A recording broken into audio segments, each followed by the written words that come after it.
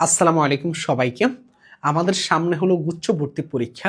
তো গুচ্ছ ভর্তি পরীক্ষায় অনেক বেশি অ্যামাউন্ট শিক্ষার্থী তোমরা বায়োলজি দাগাবা।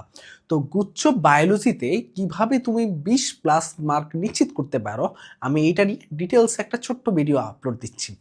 এবং তুমি যদি ভাইয়ার এই কথাগুলো মনোযোগ দিয়ে শুনো এবং ভাইয়া যেই মানে ইয়াতে পড়তে বলবো বা ভাইয়া যেই পরামর্শগুলা দিব সেগুলো যদি তুমি একটু মেনে চলতে পারো, তাহলে বায়োলজিতে তোমার 20+ মার্ক নিশ্চিত হয়ে যাবে।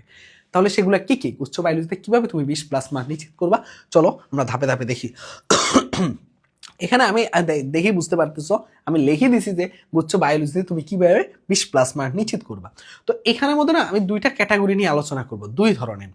তুমি যদি নর্মাল ক্যাটাগরি স্টুডেন্ট হয়ে থাকো তারা এক ধরনের, আর যারা একেবারে বায়োলজি পড়ো নাই, এখন জাস্ট কোনো মতে 25-20+ মার্ক তুলতে চাচ্ছ, আর যারা পড়ছো তোমরা 20+ না, তোমরা 23-24 পাবা যদি এই জিনিসগুলো অ্যাপ্লাই করতে পারে। এখন যারা পড়ছো তারা কি করবে, দুইটা স্টাইল বলবো, দুইটা স্টাইলে তোমাদের দুই ধরনের ক্যাটাগরি শিক্ষার্থীকে সব কিছু ক্লিয়ার করে দিব। প্রথম ক্যাটাগরি যারা একটু পড়াশোনা করছো বায়োলজি, যাদের কম বেশি জানো বায়োলজি সম্বন্ধে, তোমাদের ক্ষেত্রে ভাইয়া বইয়ের দাগানো লাইন আছে, দেখবে যে মেডিকেলের জন্য তোমরা দাগানো লাইন বইগুলো দাগিয়ে নিচ্ছিলা, যদি দাগিয়ে না নাও তাহলে দাগিয়ে নিবা, সময় যদি থাকে, আর যদি না থাকে সমস্যা নেই, অল্টারনেটিভ একটা আমরা টেকনিক আলোচনা করব। তো এইখানের মধ্যে দাগানো লাইন যেগুলো আছে, সেই দাগানো লাইনগুলা তোমাকে কি করতে হবে, খুব সুন্দর করে পড়তে হবে ভাইয়া। খুব সুন্দর করে পড়ে তুমি ওই দাগানো লাইনগুলো, বইয়ের দাগানো লাইন পড়া মানে হলো যে বইয়ের 50% বাদ দিয়ে দেওয়া, আর 50% পড়া বা 40% পড়া। ওই পড়ে তোমাকে কোশ্চেন ব্যাংক সলভ করতে হবে। কার কোশ্চেন ব্যাংক সলভ করবা, গুচ্ছের প্রশ্ন ব্যাংক সলভ করবা, আর ভার্সিটি ক প্রশ্ন ব্যাংক উদ্ভাসের বইটা সলভ করবা।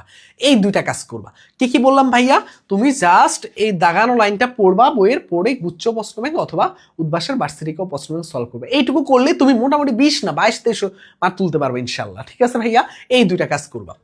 যদি ধরো তোমার কাছে দাগানো বই নাই, তাহলে কি করবা ভাইয়া, এখন তো বই দাগাতে দাগাতে মোটামুটি একদিন সময় লেগে যাবে, কারণ অনেক পেজ।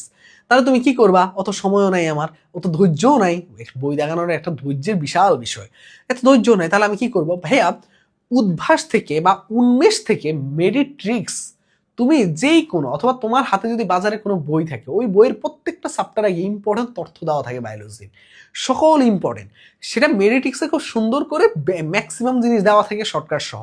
তুমি মেডিট্রিক্সটা অ্যাপ্লাই করতে পারো, ওই বইটা পড়লে তারপরে তুমি কোশ্চেন ব্যাংক সলভে ঢুকতে পারো, এটা করলেও তোমাকে হেল্প করবে। বাট ভাইয়া, বইয়ের দাগানো লাইন পড়াটা সবচেয়ে শ্রেয়, এটা যে তোমাকে কি পরিমাণ হেল্প করবে তোমার কোনো আইডিয়া নাই।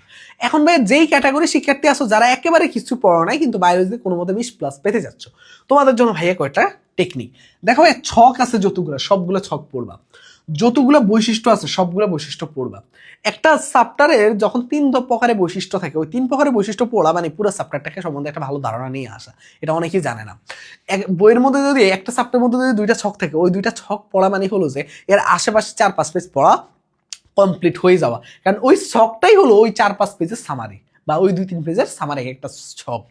পার্থক্যগুলা পড়বা ভাইয়া, পার্থক্যগুলার একটা সাইড পড়বা আর একটা সাইড মনে রাখার চেষ্টা করবা, যে একটাতে হয় একটাতে না, এরকম ভাবে পয়েন্টগুলা আইডেন্টিফাই করবা, তাহলে পড়াটা সহজ হবে, টাইম কম লাগবে ভাইয়া। শনাক্তকারী বৈশিষ্ট্যটা খুবই ইম্পর্টেন্ট ভাইয়া, খুবই ইম্পর্টেন্ট। শনাক্তকারী বৈশিষ্ট্যগুলো পড়বা, মালবেসিয়া, পয়সিয়া, এগুলো এগুলো কিন্তু শনাক্তকারী বৈশিষ্ট্যগুলো পড়বা, একবীজপত্রী, দ্বিবীজপত্রী, এগুলো শনাক্তকারী বৈশিষ্ট্যগুলো। এখন আমি কিছু কথা বলি ভাইয়া। ভাইয়া এই যে কাজগুলো যদি তুমি করতে পারো, এগুলা করে তোমার কাজ হবে কি, কোশ্চেন ব্যাংক সলভ করা। কার কোশ্চেন ব্যাংক, এই সময় থাকলে কোশ্চেন ব্যাংক না ভাইয়া, কোশ্চেন ব্যাংক সলভ করবা মাস্ট, কোশ্চেন ব্যাংক সলভ করা। সেটা কার, সেটা হলো ভার্সিটি ক। তোমাকে আমি গুচ্ছ প্রশ্ন সলভ করতে বলবো না, আমি বলবো ভার্সিটি ক সলভ করো। এইটুকু হলো তোমার কাজ ভাইয়া, তুমি এটা করো ভাইয়া, 20+ মার্ক দেখো পাও কিনা, এটা শুধু করো। আরেকটা বিষয় বলে রাখি ভাইয়া, মাথায় এমন কোনো টেন্ডেন্সি আনবা না যে আরে সেকেন্ড টাইমে আমি প্রস্তুতি নিব, সেকেন্ড টাইম নিয়ে ফাটাই দিবে, এবার অনেক টাইম আছে, মোটেও না ভাইয়া। সেকেন্ড টাইমের কথা মাথায় আনবা না। তোমার টার্গেট হবে গুচ্ছাকে একটা সিট নিশ্চিত করা। সেকেন্ড টাইমের হিসাব পড়ে ভাইয়া, সেকেন্ড টাইমে ভাইয়ারাও পড়াবো, ভাইয়ারা একদম সবচেয়ে প্রিমিয়াম ভাবে সব কিছু বুঝাবো, কিন্তু দরকার নেই ভাইয়া তোমার সেকেন্ড টাইম নিয়ে মাথায় আনার দরকার নেই।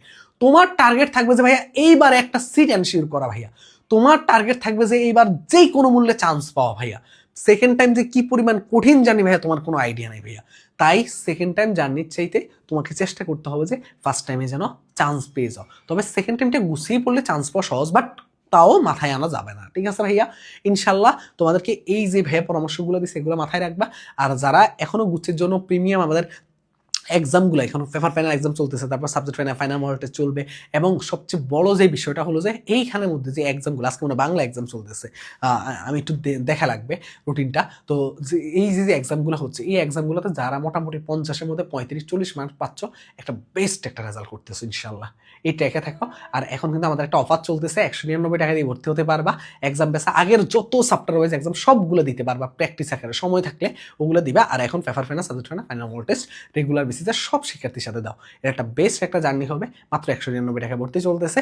ভর্তির জন্য তুমি 01314770610 এই হোয়াটসঅ্যাপে যোগাযোগ করতে পারো অথবা ওয়েবসাইটে। আল্লাহ হাফেজ, আসসালামু আলাইকুম।